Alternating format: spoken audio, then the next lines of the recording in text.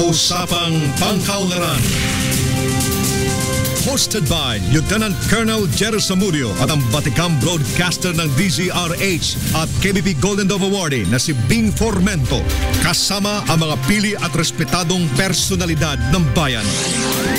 Colonel Rolando Junco, Lieutenant Colonel Arnel Villarreal, Past President Ding Andal, President-elect Alvin Castillo at Director Mar Amparo ng Rotary Club of Lipa South, President Ped Calao ng Batangas Chamber of Commerce and Industry, President Dean Go of Lions Club of Rosario, Neds Kahanding ng Philippine Action Group for Social Responsibility, President Butch Nares ng Federation of Urban Poor at ang mga kabataan at iba pang mga organisasyong naniniwala sa kahalagahan ng kapayapaan at kaunlaran sa Batangas. Usapang Pangkapayapaan, Usapang Pangkaunlaran.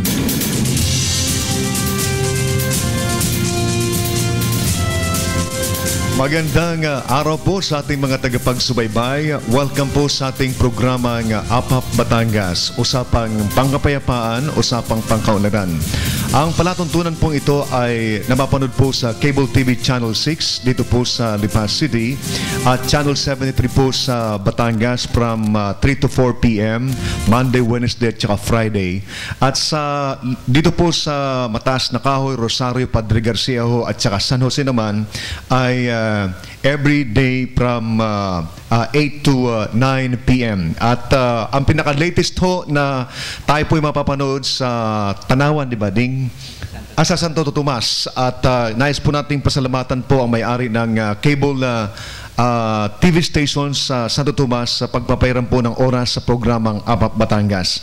So sa pangalan po ng ating mga pinagmamalaki at mga ginagalang ng mga kaibigan po galing sa Rotary Club of Lipa South, Batangas Chamber of Commerce and Industry, galing po sa Lions Club, sa Philippine Chamber of at iba pang mga organization. Ito mga kaibigan, si Lieutenant Colonel Jerry Zamudio at ngayon po ay napakalaga ng ating pag-uusapan. But bago ko po ipakilala yung ating pong bisita ngayon, nais ko pong i-acknowledge muna po ang presence po ng aking mga kaibigan. Unang-una po ang ating pong hinahangaan at kilala, respetado po sa broadcast industry sa buong Pilipinas, si Mr. Aya Yupanco. Magandang araw sa iyo, Aya. Welcome sa ating bagong programa sa Batangas. Colonel, mabuhay ka. Good morning. Good morning. Good morning sa inyo lahat, mga kababayan.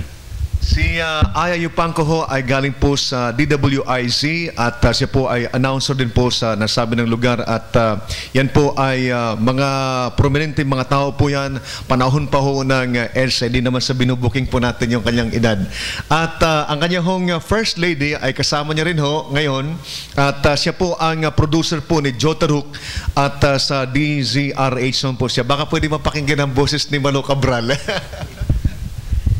Good morning po sa inyong lahat. Kaya ayoko nga mag-announce, Colonel, hindi pang radyo yung boses ko.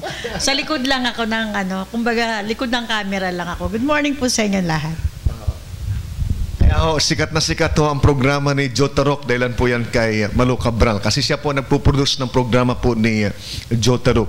Mga kaibigan, ngayon pong araw na ito ay nakalimutan ko pala ipakilala yung mga kasamahan ko, si Past President Ding Andal ng Rotary Club of Lipa South at siya rin po ay co-chair ng Infrastructure Committee ng Regional Development Council po sa Region 4. Ding, baka pwede mong batiin yung ating mga mabuhay mga kababayan.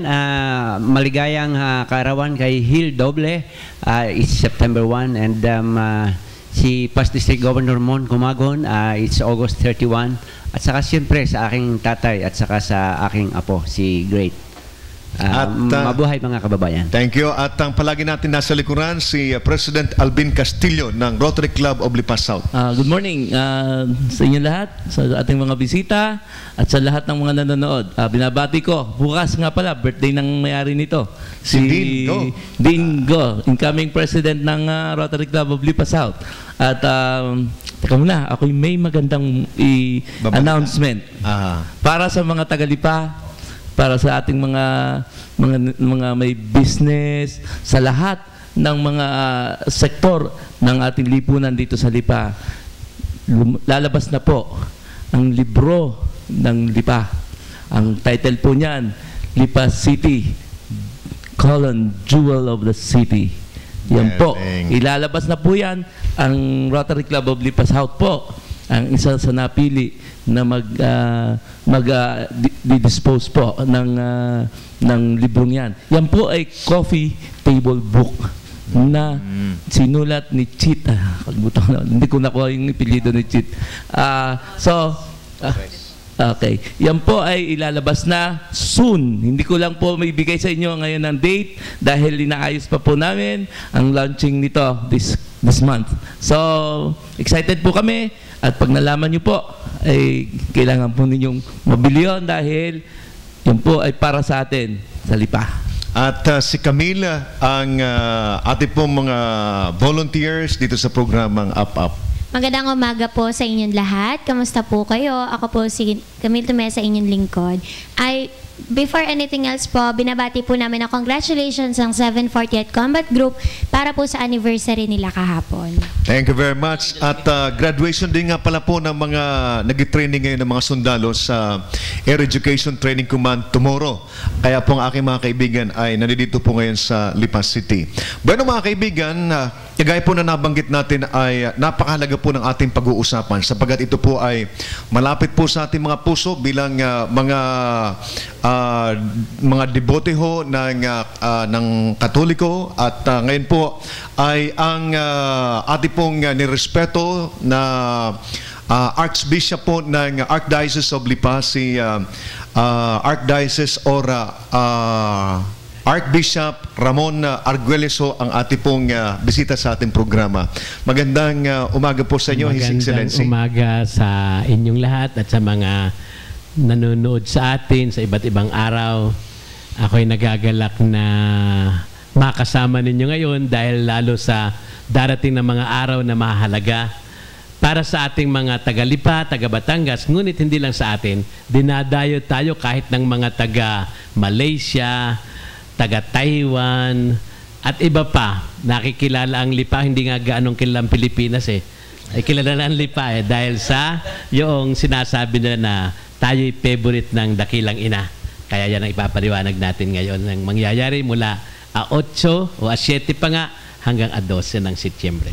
Thank you very much po, His Excellency. At kasama rin po niya si Eileen Acoda na sa kanan ko po. Siya po nag-facilitate para mangyari po itong programang ito. So, baka pwede ho, His Excellency, na mabigyan niyo po kami ng details nito pong forthcoming activity dito po sa Lipa City, dito po sa pagbisita po ng ni Miriam, or ito po yung tatawag na 8 Mariam Pilgrimage to Lipa.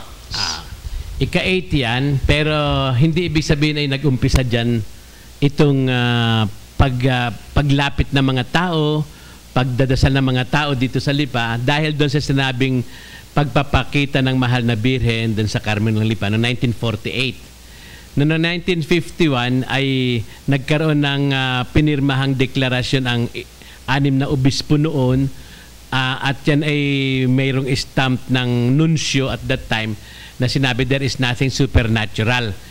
Pero kahit tumigil ang mga kaparian, ang mga obispo, yung nga obispo Versosa, obispo nun ng Lipa ay nag-resign, pinauwi sa Ilocos. Yung unang obispong Batanggenyo, si Bishop Obian, na candidate for beatification, ay dinala sa Lucena at administrador lang siya. Kahit na meron document doon, patuloy ang pagdadasal ng mga karamihan ng mga mananampalataya, tahimik nga lang. At nung dumating nung naging arsobispo dito ang Archbishop Gabiola, yumao na siya, no, ay sinabi niya, ibalik yung pagmamahal, yung devotion sa Mary Mediatrix of All Grace. Wala namang masama dyan. At nung ako'y dumating naman, yun, nag-umpisa. Nung 2004, kaya ikawalo ngayon no? At 2004 September 12 kasi daw ang unang apparition. No? September 12, 2004, ginawa natin na yung pagsasama-sama, pagdadasal ng ating mga mananampalataya na galing sa iba't ibang lugar, maraming ang galing sa Maynila, ay yan ay ginawa nating National Day of Pilgrimage to Lipa. naging official na yan. At yan ay nung panahon ng dating pamahalaan ay ginawa din na National Day of Prayer for World Peace. Pero talaga intention yan, katulad ng sinasabi ng mahal na Birhen everywhere na mayroong so-called apparitions, sabi, pray for world peace. Ang world peace can only be possible if we will submit ourselves to God, and sabi niya, you pray the rosary, at saka ang hiniling pa niya, ipagdasal ang kabanalan ng mga kaparian. So itong September 12, 2011, this is the 8th na gathering on this day. Pero bukod dyan, mayroong, una sa lahat, mayroong Asian Oceanian Mariological Conference. Second na yan. Ang una ay noong 2009. Na dito din nag-umpisa ng September 12. Pagkatapos yun dun talaga ang the rest of yung conference hanggang September 17. Dun ginanap sa St. Paul Retreat Center sa Alfonso, Cavite. Ngayon na hiniling nila, by the way, yung AOMC ay naluto yan noong 2008 nung kami inimbita sa Lourdes on the 158th year ng apparition sa kay Bernadette sa Lourdes, no? Nagkasama-sama mga Asians at saka Oceanian sumali sa amin at sabi kailangan magkaroon ng Mariological Conference ito. Yun ay conference centered on the Blessed Virgin Mary, no? Sa Asia Oceania. Kaya nung 2009 nag-decide sila kailangan we have a follow-up. Kaya yung follow-up ito na umpisan sa 8 dito sa Capuchin Retreat Center at matatapos sa 12. Sasama sila, mga 100 official delegates, ay 1/2 dyan ay galing sa ibang bansa, mostly in Asia, Thailand, Japan, Korea, Indonesia, Vietnam, ayun, pagkatapos Oceania, Fiji Islands, Solomon, yung Australia, at saka Papua New Guinea. Ang mga speakers bukod sa aming mga Pilipino ang Pilipino ay ako, si Archbishop Villegas, si Monsignor Benko, si Father De La Rosa, yung president ng UST. Ang iba ay yung Vietnamese bishop, Japanese bishop, bago basta ibang nationality, including isa palang taga-India. No? Itong ating September 12 affair, since 8 years ago, ay meron niyang Holy Triduum na yung mayroong sa tuwing hapon na rosary and mass at saka conference na in view of September 12 na gathering around Mary.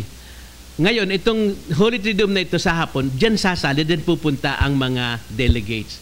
During the day, may mga conferences bago they will join the crowd in mula sa 9, 10, 11. Kaya nga, itong 1911 naman, yung 11 especially, mayroon tayong mass ng 7 o'clock. Yung iba'y 5:15 kasi. Yung 7 o'clock ang sa 11, at ang magmimisa dyan yung delegate yung representative from the Vatican. Na ito'y magiging mass in Latin sapagkat hindi marunong mag-English. Itatranslate na lang ang kanyang homily. No? Pagkatapos dun sa 11, pagkatapos ng mass, ay magkakaroon ng all-night vigil as always. We have been doing this during the last 7 years. No? Kaya yung mga mangyayari, may mga detalye yan. At isa pa nga pala sa magaganap during this day, sa September 7, mayroong until 1 week yata yan, ano? 7 to 15 ay magkakaroon tayo ng Marian exhibit dyan sa Bishop of Biar Center. At sinasabi ko, yung Marian exhibit na yan, from 8 a.m. to 6 p.m., hindi lang yan manunood tayo, magdadasal tayo dyan sa different images of our Blessed Mother, and especially may continuous rosary dyan.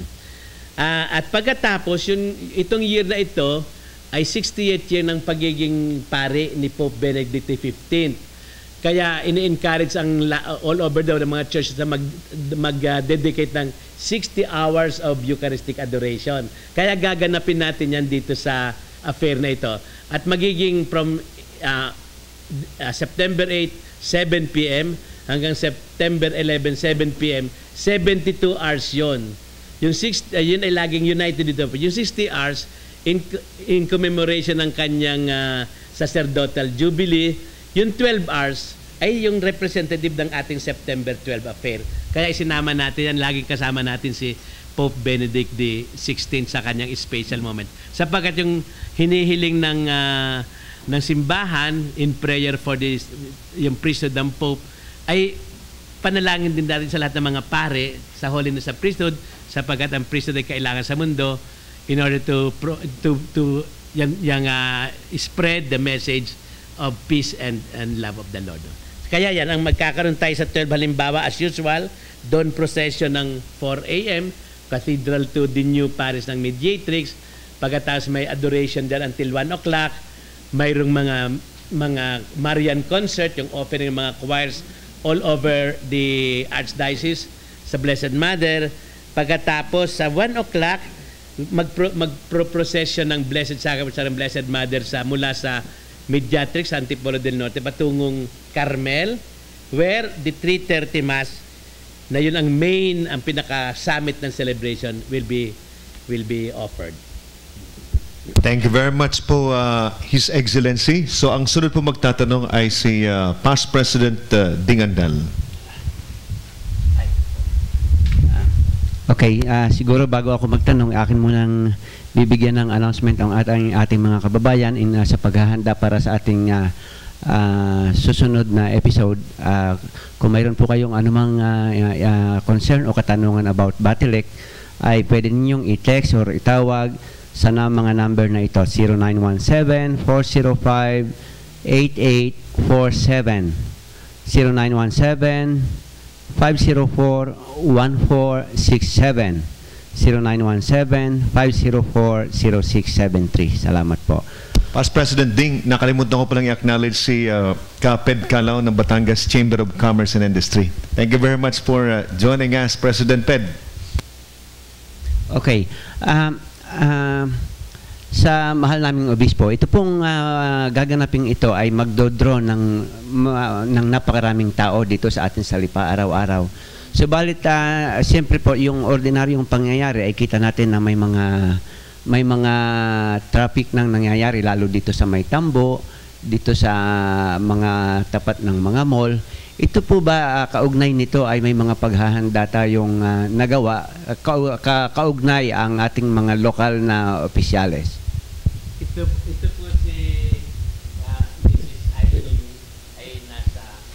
si Mrs. Eileen ay nasa City Hall, no. Siya ho ang link namin sa office ng City Mayor.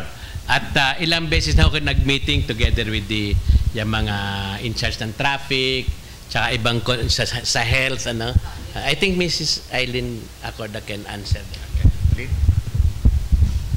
Good morning po sa inyong lahat. Base po sa tanong ni Sir, we've been having series of meeting po for the traffic management. So ang ating, kasi lahat po ng preparasyon na ito for the 8th National Pilgrimage, may matiba-diba tayong komite. So one of which is the the security, marshal, and parking. So nag-head po ng ating activity na ito ay ang STAG group. So they have made a plan for the traffic management and for the security regarding po sa ating 8th National Pilgrimage to Lipa. So prepared na po ang ating mga traffic management, ang ating security and marshal group for the coming 8th National Pilgrimage to Lipa po. So sa naiisip ko kasi na ito'y napakagandang pagkakataon na mai-showcase natin ang Lipa, na diyan pa lamang sa pagpasok sa atin sa Lipa ay kailangan maipakita na natin ang ating kaayusan, ang ating mga tirahan na maaari kailangan gamitin ng mga maraming darating, yung mga hotels natin, yung mga accommodation, ay siguro ay dapat ay mayroong coordination sa pangungunang ating local government. Bali po, ang dami na po tumatawag as far as Mindanao and as far as the farther end of Luzon, tumawag na po sa amin para sa accommodation nila. In fact, ay talagang hindi lang namin sila ma-accommodate sa Capuchin, gawa po ay ito ay gagamitin for the Asian Oceanological Conference. But then po yung mga hotels and ating mga maliliit na inns po dito ay we are asking them to give a discount for our pilgrims. So marami po talagang expected na dadating, and hopefully that Yearly naman po ay they are being well accommodated by our hotels and mga maliliit na establishment natin dito po. Okay, thank you, Eileen. Ang alam ko, di ba, pang ilang taon na nga ito? 8 years na, no? Yes. 8 years na. So, alam ko nagkakaroon ng improvements ang ating ang mga nangyayari dito dahil last year alam ko yung mga kokonti pang ating hotel dito sa mga bahay-bahay na lang natin ini-house yung ating mga bisita at actually ngayon alam ko marami na ngayong naitayong mga hotel dito ano bang di ba yung nag-improve na rin, di ba? So ang tanong ko lang yung bang mga bisita natin anong mga profesyon actually mga talaga bang taong simbahan lahat yan or ano ba yung mostly po talaga devotees. Most of them, especially po yung manggagaling sa Mindanao, at they are really followers of the Mary Mediatrix of All Grace. So talagang yearly they see to it. Even as far as Malaysia, there are 65 pilgrims will be coming from Malaysia. And what I know, even Thailand, meron hindi dadating. Mga nagsasabi na po sa amin. So, hindi lamang ho sa Pilipinas ito ay international na. So, the past years, kami ho ni Archbishop working with the National Pilgrimage to Lipa ay talaga very overwhelmed because the pilgrims are really coming to Lipa just to be with for the National Pilgrimage and celebrate it with us. So, in fact, kasi po, ang ano ho din namin kasi tulong na rin ho namin sa mga hindi nakakarating sa Lipa dahil meron ho tayong laging live streaming. So everything that is happening to Lipa ay nakikita po through our website, yung www.marymediatrix of All Grace. So lahat po ito ay kino-covered po with the help of the PLDT. Nakikita po sa buong mundo ang nangyari po sa lungsod ng Lipa. So napaka malaking factor po yung pagtulong namin at ang pagpapalabas ho sa live streaming kasi nakakarating na po sa buong mundo ang ating activities dito sa ating Okay, actually I'm looking at your activity list and I didn't see the venue. Walang nakalagay dito ang venue. So Capuchin po yan po, yung Asia Oceania. I see. Okay, so ito nilang bigay sa akin. O sige, ako wala na muna akong tanong mamaya na. Magandang gabi po at sa mga nanonood. Sa ngalan po ng Batangas Chamber of Commerce, ito po ay most welcome sa dahilan na hindi lang nakakapagbigay ng mga turista, nakakapag-activate ito ng negosyo dito sa Lipa. At napag-usapan din namin doon nung ako'y nakipag-meeting sa provincial, sa Kapitolyo, na talagang yung ating governor ay most welcome yung mga ganyang activities at isa sa mga focus nga niya itong tourism. Ngayon, bukod po doon, bilang isang Katoliko naman, ay most welcome din ito dahil magpo-propagate ito ng ating pananampalataya, lalo tigit yung ating debosyon sa mahal na Birhen. Kaya napakalaking role po ito ng Lipa at ang akin din pong sana naman ay itong magamit natin ng media. Tanong ko lang po kung covered to ng Southern Luzon, ng ABS-CBN, sapagkat the more na maipopropagate natin to through media ay the more na lalong dadami ang devotees at ang turista na darating dito sa Lipa. Kaya kami po dito sa Batangas Chamber of Commerce ay most welcome po itong activity ito at nagpapasalamat din po kami at sa Lipa ginanap. Ito hong gagawin natin September 12, isa lang araw yan, miski ko isasali natin yung mga ibang activities before that na more concentrated naman sa yung conference na limited delegates. Itong September 12 ay ito'y maaring mangyari sa buong taon in the future. As a matter of fact, yun ang mga pilgrims, including those from abroad, pumupunta dyan kahit hindi September 12. Kaya Lipa talaga is becoming well-known. And alam ko yung program ni Governor at miski ho sa national, sinasabi ko, ito ang maganda talaga na pagtulong-tulungan natin ng mga dadami ang ating mga visitors from outside, gawin natin na religious tourists, no? Religious tourism ay pilgrimages na nagdadasal sila at mas maganda po yung uri ng tourism. Alam niyo, pag tourism at pupuntahan niyo yung sugalan, pupuntahan niyo yung mga aliwan, wala na kayong pera pag alis, pagod pa kayo.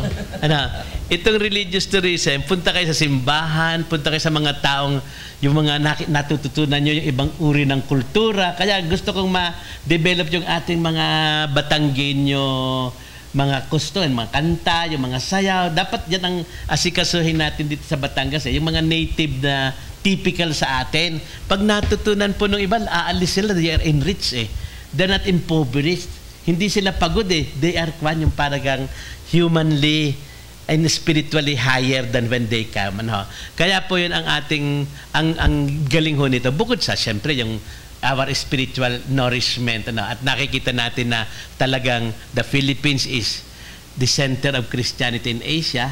Sa atin naman gagaling yung Christianity sa ibang dako. Yan ang point ng aming Asia-Oceania Mariological Conference. Mary is the bearer of the good news to Asia. Tayo ang kanyang kasama.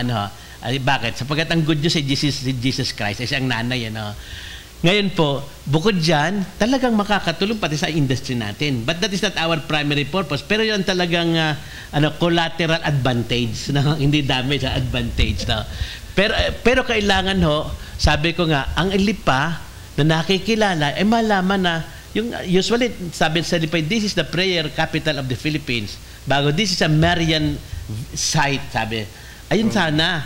Kaya yung problema tong sa hotel, actually yun sa foreigners na pumaparito just for September 12, yun ay nasa Maynila. Magbiyabiyahe yan paparito at malapit na yun. Pero may pupuntahan ding iba na usually mga pilgrimage places. Pero ang main ay Lipa. Kaya hindi sila dito nakatira. Pero in the future, talagang marami ang, hindi lang they will pass a few days, baka they will stay here. They would like to stay here dahil malapit sa, katulad nangyari sa Medjugorje, meron tumitigil dun ng mga taga-ibang lugar na they are happy to be with the Blessed Mother. Katulad sa Lourdes, merong, kung tumigil yan, 1 month. Ganyan. So we need talaga yung mga hotels. Pero sana yung hotels natin ay hindi places ng kasalanan, kundi places ng, yung itinuturong una sa lahat, yun, Carmel. Yun ang simba. At marami dito sa Batangas, meron tayong Taal, meron tayong, padadamihin pa, yun sa Taisan, gagawin ko yan yung Nuestra Señora de la Merced. Magkakaroon ho na ng special blessings from Rome. Nilalakad ko yan. Hindi lang, kaya magiging ang Lipa, tirahan, pwede mag-pilgrimage sa Carmel, pilgrimage sa Taal, mag-pilgrimage sa Darasa, yung Darasa, yung Nuestra Señora de la Soledad, pilgrimage dun sa Monte Maria. Kaya yan kailangan ng hotels na talagang meant for wholesome tourism and pilgrimages. At saka sana mawala yung mga sugal. Yan kasi at saka yung patayan. Kaya dito sa affair sa September 12 ay kaugnay natin dito ang kapulisan, lalo ang sa level ng province. Involve sila dito. Kaya dapat pagtulong-tulungan. Sabi ko nga, let us make Batangas a destination of wholesome tourism, and that means also religious and cultural especially. So kay Hepe Rodriguez, nakasalang na naman po pala tayo dito.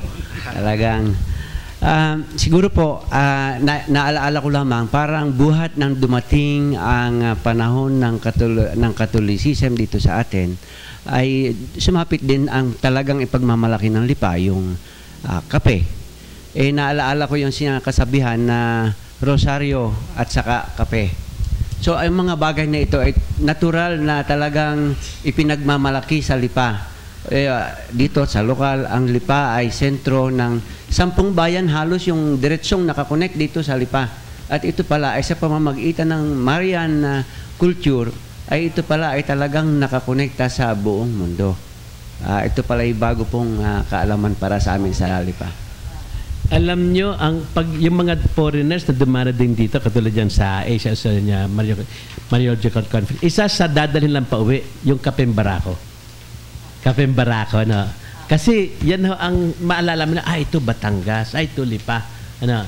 Kaya mga products natin, yung pinapadala namin, nakikilala tuloy. Ano? Pagkatapos yun hong, ang isa pa na gusto kong malaman natin dito sa Lipa, ano?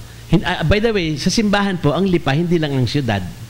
Ang Lipa ho ay una itong archdiocese na buong Batangas yan. Hindi ho alam ang pangalan Batangan sa Roma. Ang alam ay Archdiocese of Lipa. At ang tawag ay Metropolitan Archdiocese of Lipa, sakop po ng Metropolitan Archdiocese ang buong Quezon, 3 jurisdiction ho yan Lucena, Gumaca at saka Infanta. Pagkatapos yung 2 Mindoro at saka Marinduque. Yan po ang Metropolitan Archdiocese of Lipa. Ang Archbishop parang Chief Bishop, ano. Yan ho, nakikilala. By the way, plug in kayo ng coffee table book ng Lipa, no. Magkakaroon din po ng coffee table book ang Lipa Archdiocese dahil nitong nagdaan nating centennial, ano. Ang diocese kasi founded 1910, April 10. Nagkaroon tayo ng centennial. At tila ilo-launch either November or December ho. Pero maganda ho yan. Maraming matututunan. At sa aming pag-aaral, ay napakaganda talaga ng kasaysayan ng ating lugar. Hindi lang ang Lipa, kundi ang buong Kabatangan na napakaganda. At dyan po maraming matututunan. Kaya ipina-plug in ko na rin. Hindi ko naman kinukompetensya sa inyo na. Ipina-plug in ko rin. Pero ang ating contribution at yan nakikilala ho sa buong mundo ang Lipa dahil sa yung parang special place ng Blessed Mother. At ang tandaan yan, tingnan nyo, ang daming mga lindol kung saan lugar, mga bagyo, mga napinsala, pero ligtas po ang awa ng Diyos. Ligtas po tayo dito, as of now, ha? Kaya sabi ko, huwag tayong gagawa ng kalukuhan para tayo hindi dat na ng tragedy. Natutuwa lang ako doon sa binabanggit ni Archbishop, yung foresight niya na ang lalawigan ng Batangas maging sentro ng puntahan ng mga turista, no? Alam mo, Archbishop, dito sa bansa natin, isa sa mga pinupuntahan ng mga turista rito yung casino. Pangalawa, yung mga lugar ng maraming mga nagsusupply ng panandaliang aliw. Oo. Paano nyo, hanggang kailan ninyo mamimaintain yung ganong adhikain na Archbishop, lalo na rito sa Batangas? Alam nyo, kailangan hong makita ng ating mga namumuno, halimbawa ang Vietnam. Ang Vietnam, bawal yung casino. Ang Vietnam ho, ang mga turista doon ay twice as much as the ones in the Philippines, no? Pero wala silang casino, wala silang yung GRO. Bawal yan. Pwede kayong individual makipag-usap sa nakakalat dyan, maaaring hindi kayo galawin ng police, private yan Pero wala ho silang organized, institutionalized na pang-attract sa foreigners. Alam nyo, medyo kamag-anak ko pang ambassador yung naging issue sa kanya. Sinabi niya dun sa lugar you come to the Philippines because we have so many beautiful girls. Sabi, alam nang ibig sabihin na-criticize tuloy yung aking kamag-anak rin. Nakikikamag-anak. Ngayon, sabi, twice as much visitors every year sa Vietnam kaya sa atin. Pero sabi ko, anong pinupuntahan nito? Do you have beautiful sceneries? Ang sagot sa akin, not even half as beautiful as those in the Philippines. Lalo na, naisip ko, yung mga nasugbo na yan, yung ating mga kabundukan na kagaganda yan laeyan na kung beach ang hahanapin na, talo sila, magaganda yung sa atin. Ay bakit talo tayo? Hindi ho pang-attract ang casino. Hindi pang-attract ang mga prostitution. Panggulo nga yan Ang na-attract dyan, mga pedophiles, na-attract dyan, mga hayok Pero hindi mga intelligent na naghahanap ng better humanity. Kaya kina-attract natin criminals, hindi tourists. Kaya marami daw ditong mga patawarin ako kung makakarating sa kanila. Kaya maraming Koreano dito at nababasa ninyo yung mga Koreano napapatay dyan o nagpapatay, nagpapakamatay. Ay doon pala sa Korea, after 20 years, kung kayo may kaso, ay pwede na, wala na yan. After 20 years. Kaya 20 years dito sila nananatili, marami silang pera.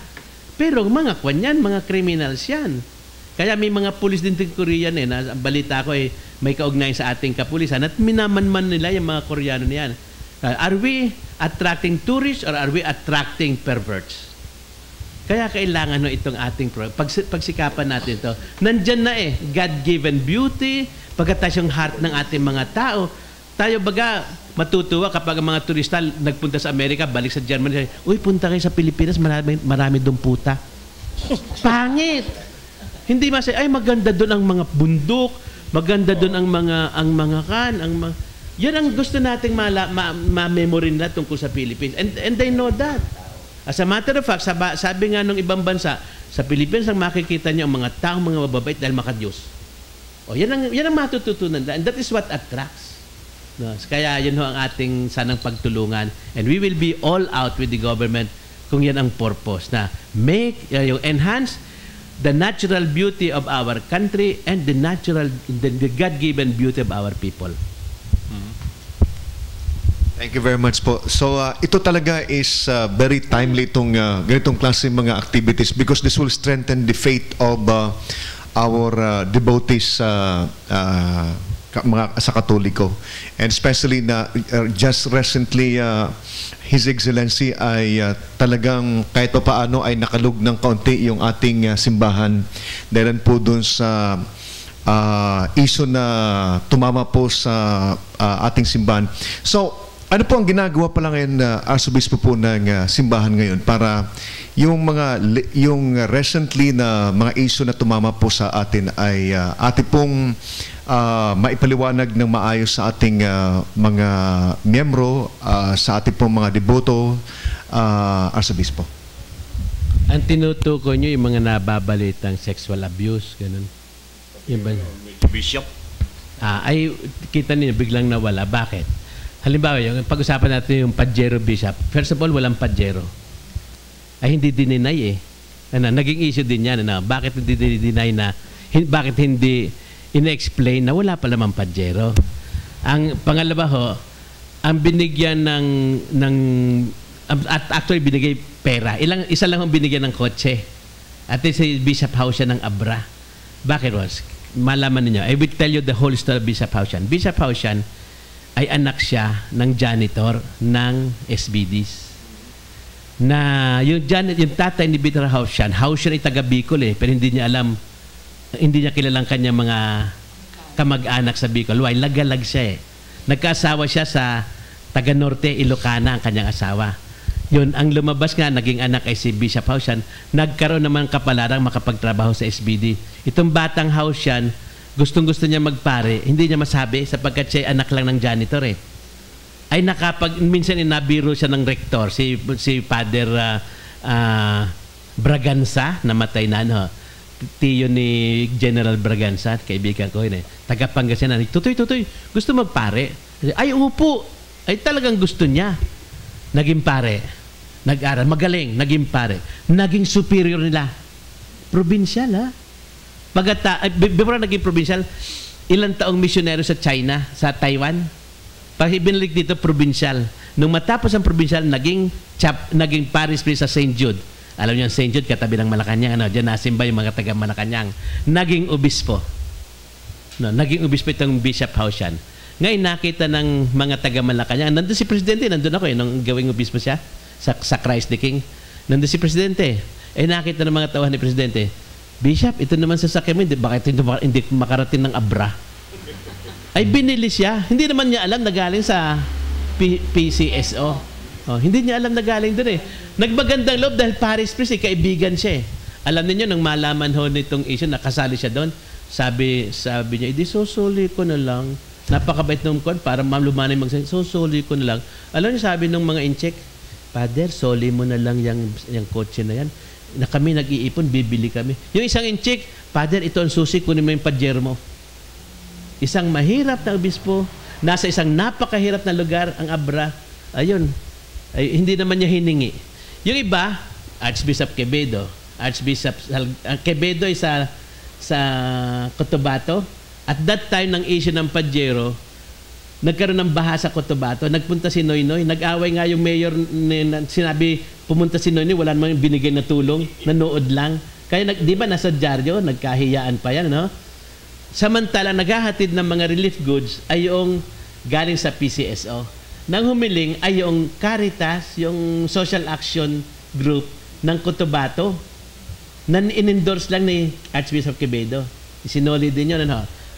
Kaya nga si Lacson at saka si Tito Soto, sabi, Bishop, huwag niyo lang ho isoli.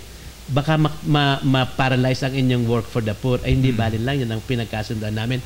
Anyway, ang pinagbigyan nila, yung obispo ng Tabuk, yung obispo ng Nueva Segovia, puro social action yan.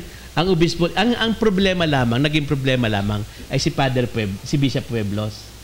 Dahil, si Bishop Pueblos po, ay kaibigan talaga ni GMA.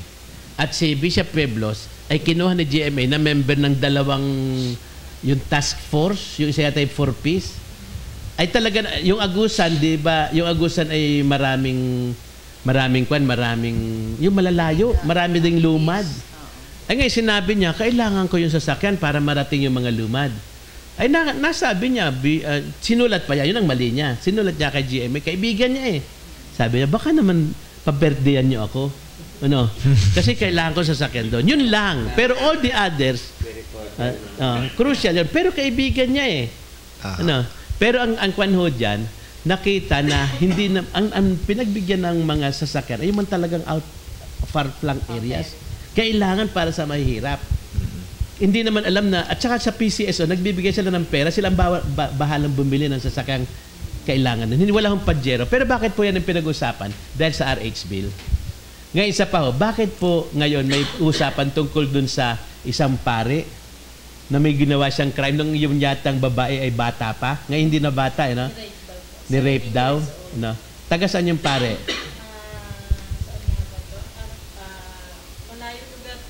Butuan. Ang obispo sa Butuan ay si Bishop Pueblos. Kaya yung mahigpit ang galit kay Bishop Pueblos, Butuan. Bishop Pueblos, ayun na yung nangyari na, hindi ko sinasabi, yung pare dapat managot, kung totoo. Pero bakit binuksan ay isang kaso na ito'y malaki na yung babae? 17 po. 17. Hindi, nung na-span siya, 17 pa siya.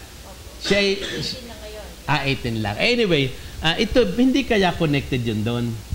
Dahil nga gustong i-bring down ay ito si Bishop Pueblos. At saka, I think, talagang yung nilabas yung Pajero Bishop dahil doon sa resistance ng Bishop sa RH. Kaya si Bishop Pueblos, binabanatan ng Gabriela.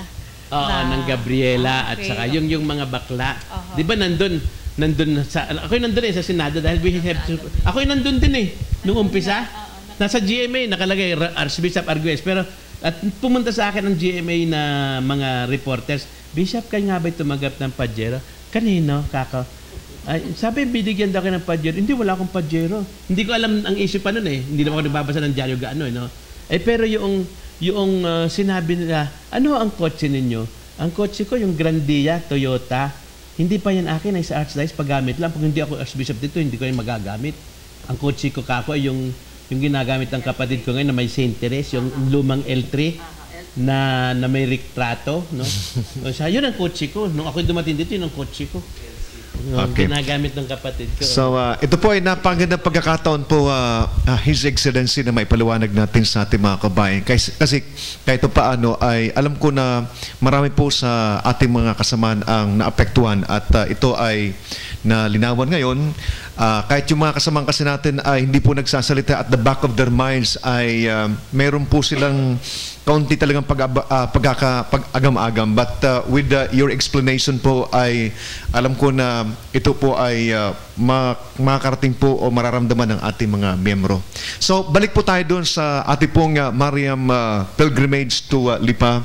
Very laudable po itong partnership po ng city government at saka ng simbahan dahil ito po ay magdadala din ho ng napakagandang oportunidad sa Lipa City. At tama yung ginagawa ng city government ngayon na nakikialam at ino-organize, kinakausap yung mga hotel operators at kung maaari nga is after siguro nitong kanilang pagdalo dito sa pilgrimage na activities na ito is pwede rin sila, mabigyan natin sila ng option na maipakita din natin yung kagandahan ng Lipa. Like for example, yung magagandang resort dito because dapat i-take advantage natin ito na ma-showcase natin yung lugar natin. So, aside dito sa focus na program of activities natin dito sa Mariam Pilgrimage to Lipa, meron pa kayo nakakitang ibang mga aktibidades na pwede nating idagdag, Eileen? Bali po, as part of the activities po, lalo na yung sa Asian Mariological Conference natin, ang ating mga delegado po ay iikot po sa province of Batangas and Lipa. So, hindi lamang ho ay a-attend sila ng conference or a-attend ng ating 8th National Pilgrimage to Lipa, but they will also see the beauty of Batangas and of course Lipa. So iikot po sila sa ating mga historical places at saka yung mga ating products that we have here in Lipa and Batangas. So part ho yun ng kanilang magiging activities. May tour ho sila. Alin? They will be going to Taal, Batangas. They will be going to yung sa ating mga products ho in Lipa. And hopefully kasi gawa ng, because of the time constraint, because some of our delegates will be arriving September 5, so yung mga prior to that, they'll be able to tour around Batangas. And some after the activity, magtutour din sila. Sa ngayon po, ang isa sa mga pupuntahan po nila ay Taal. Some of them will be going to Tagaytay. So may mga schedule na ho. Kasi ang nangyari po ho, basta yung mga prior will be arriving before September 8, ay may mga host family sila. Ang ating Couples for Christ, they will be hosting the delegates to go around Batangas. So hopefully marating nila ho yung Taal, Batangas, Batangas City, and some will be going to Tagaytay and Lipa. So they're not all together touring the area? As far as I know, doon sa Couples for Christ po, the host families will be bringing them around the province of Batangas. So as of now, what I know, especially they have to go to Taal kasi napaka-significant din po ng Taal, Batangas.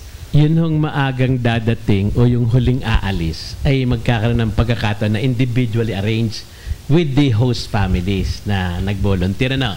Pero halimbawa, yung umaga ng September 8, libre po sila.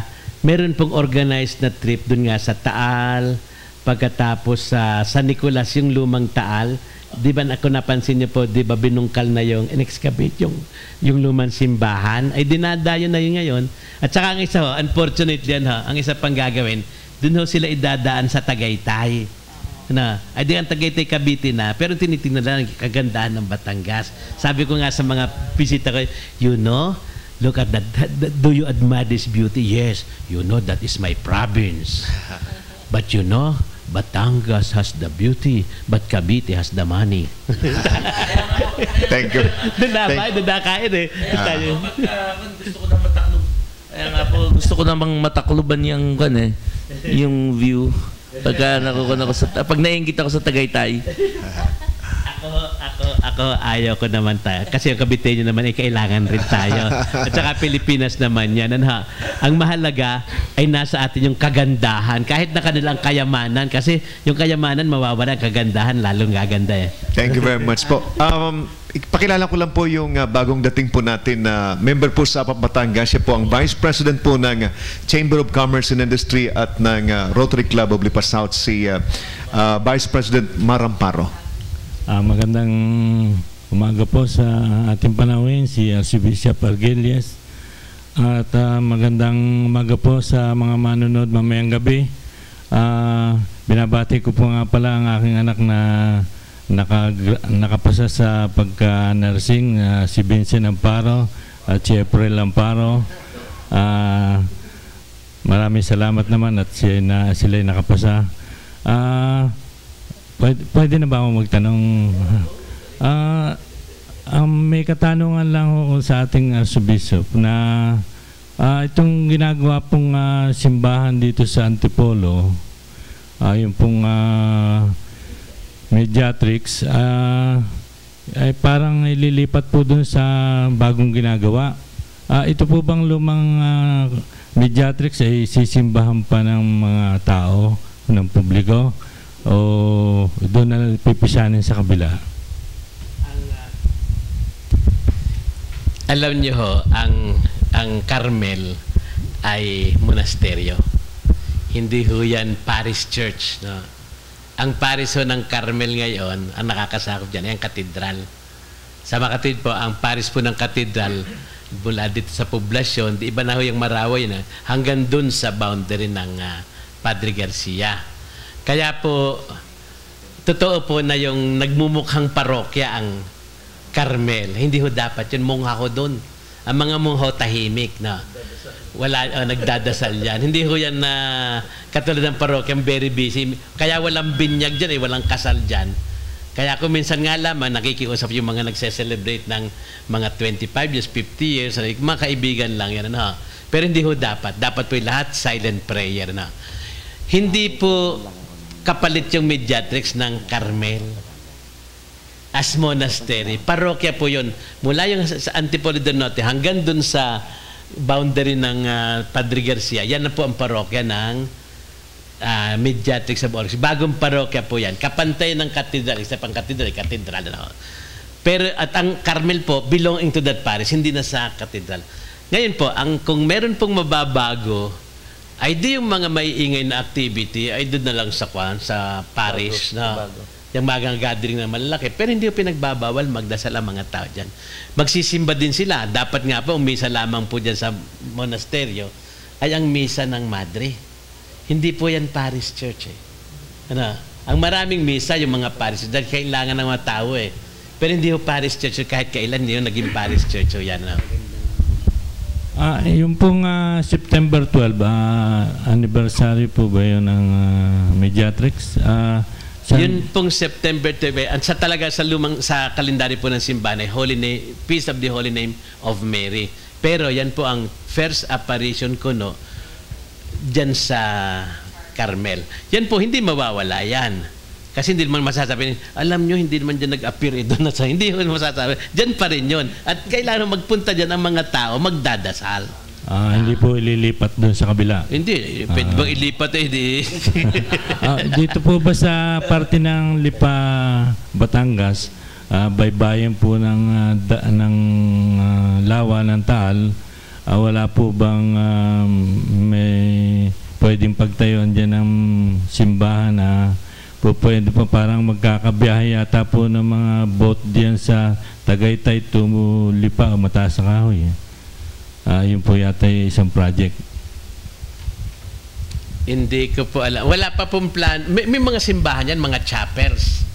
Yung simbahan nga yung lumang Lipa, nakalubog yata. Ay maganda nga madiscover kung saan yung lumubog pero bang delikado yata, may mga hayop daw yata, doon poisonous Katulad ng yung sinasabi ko ngayon sa Nicolas, nahukay na. Ginawa pa lang libingan yun. Ang daming mga butong nakuha doon Pero hinukay na, lumabas na yung lumang simbahan. Dinadayo ho yan ng mga tao, lalong historian kung sana makita yun. Alam niyo baga na sa Tanawan, ang Tanawan isa sa mga lumang bayan, pero hindi ang pinakaluma sa Tanawan, Sala. Ang Sala ho ay bayan nung una. Yan siguro may simbahan na luma. Parang yun ang nandun sa Kwan, yung bahagi nandun sa yung resort dyan na gustong magkasal, hindi ko pinapayagan. Yung hindi, mababait yung may-ari nun meron din simbahan talaga sila. Nagkakasal dyan, mga born again. Nagpagawa sila ng magandang simbahan. Pero may old church dyan. Mukhang doon ang Sala Hindi ho Darasa yon. Ang Darasa, wala naman sa tabindaan. Tama kayo. Talisay pala, hindi pala Talisay na pala. Anyway, may lumang simbahan din doon. Wala pong nakaplano na special church sa lugar na maaaring dumugin ng mga tao. Hindi ho naman pinaplano yan Yung mga simbahan, miski yung Taal, hindi naman alam ng mga gumawa niya na yan magiging historical Pati ang Carmel, hindi naman alam na dudumugin ng mga tao. It just happens. Para talagang naiplano ng Diyos, hindi plano ng tao. Ang maaaring masabi lang natin, naging dinudumugin ng mga tao, yun sa Batangas, yun sa Kalumpang. Maganda simbahan. Yun ang Jubilee Cross. Pero yung Jubilee Cross mismo, ay hindi ho yan natin inimbento. Yan ay nagkataon na lang na naging sikat, naging dinaday ng mga tao. Isang magandang simbahan pa yun sa Bawang. Yan ang bawang gagawin ko din hong shrine ng mahal na Birhen. At the foot of the cross is Stabat Mater. Pero ang dinudumog dyan yung Holy Cross. Katulad sa, isa yan dating alitagtag bawang ng Holy Cross. Hindi naman ho yan, yung gumawa nun, hindi naman niya inisip na pagkakagulo ng mga tao yun eh. It just happened. Yan, San Jose, isa pa yan. Nangyari na gayon. Hindi plinano. Kaya kung sabi niya, may plano ka kayo maglagay dyan sa tabing dagat, wala kang pinaplano. Pero kapag gusto ng Diyos, mangyayari yun. Excellency, nung kami po yung mga estudyante, nag-aral po kami sa Merinol, dito sa Olra, nung kami elementary. At nung panahon yun, sina Archbishop Lalia, yung mga natatandaan ko po na kami po, tuwing kami sisimba, pinagbibili lagi ng aming mga maestra na ang misa ay napaka-sacred. Bawal magsalita, bawal ang maingay. Na nung panahon yun ay nakikita ko pa na nakabelo ang mga kababaihan. Napaka-sacred po ng misa. Ang aking pong katanungan ay ganito.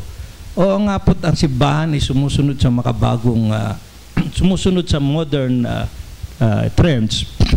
At ang isang naging katwiran po, kaya nakakaroon ng misa sa mga malls, ay para magkaroon ng yung mga hindi nakakasimba at naging kaugalian ng mga families na pag-araw na linggo ay pumupunta sila sa mga malls at doon na nagmimisa. Ang aking